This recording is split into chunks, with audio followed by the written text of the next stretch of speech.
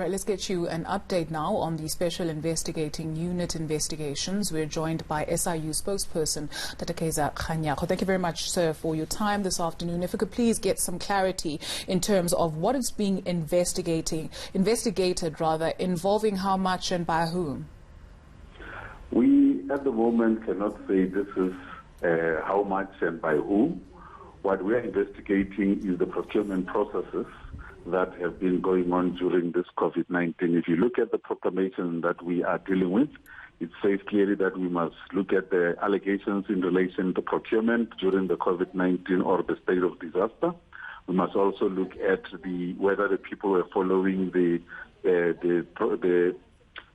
treasury regulations as per the emergency or disaster period, because in the beginning of the lockdown, the treasury gave clear documents and guidelines on how to deal with the issues of procuring during this period, and we want to check whether people have been doing that. Therefore, when the allegations come, those are the processes that we've got to look at and check whether they've been done properly. We cannot at this stage say by who or how much, because it deals with some of the things that are still coming. Some of the allegations are still coming our way, and we might deal with them as and when they come. A figure of over 2 billion rand is being bandied about. Is this inaccurate, or is this information you're not aware of? I think the figure that is bandied around of 2 billion rand is the issue only that relates to the Department of Health in Gauteng. But I don't know whether the figure is correct, but that is the figure that is being bandied around. All we can say to you is that we have started the investigation in Gauteng on a secondment basis on the 4th of June. That was a long time before the article even came out, the one that came out a week ago. Therefore, so far we are looking at just over 90 companies, and we are trying to see each and every one of them as to whether they follow the process and the regulations as set out by Treasury. And these companies that have been awarded the tenders, are they in the business of what it is that they got the money to do? In the process of our investigation, we look at all of those dynamics that come with it. Because I always say this, that we do not investigate companies or people, we investigate processes.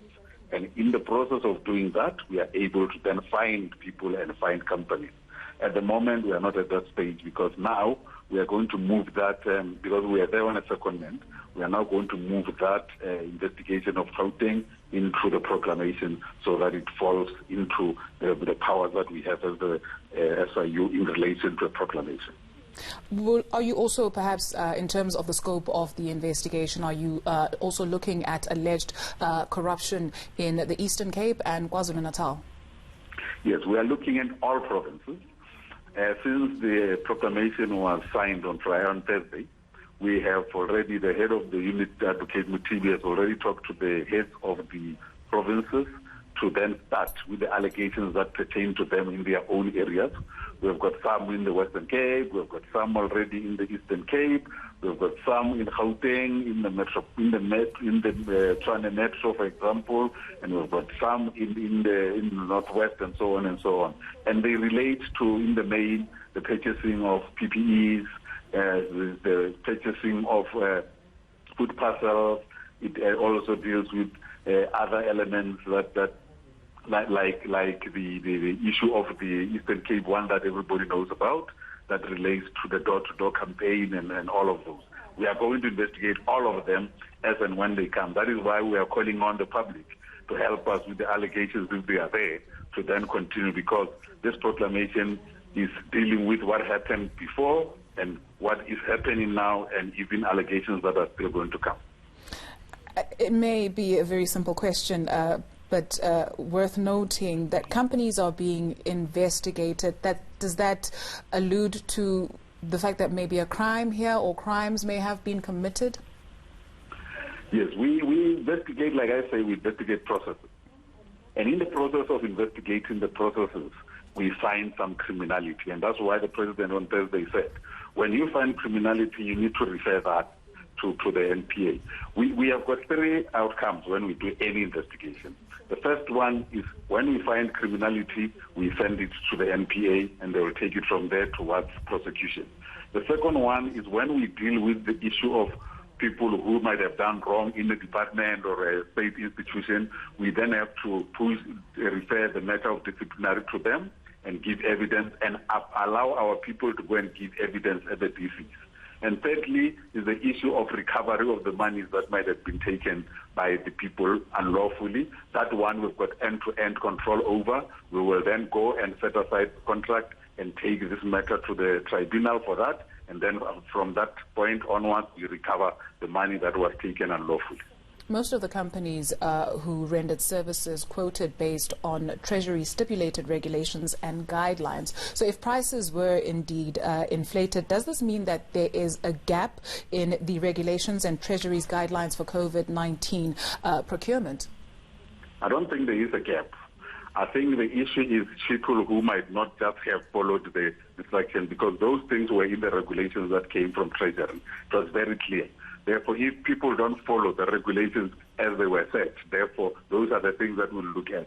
And at this point, we're not saying so-and-so has done wrong. We will say so once you've got evidence, because our investigations are evidence-based.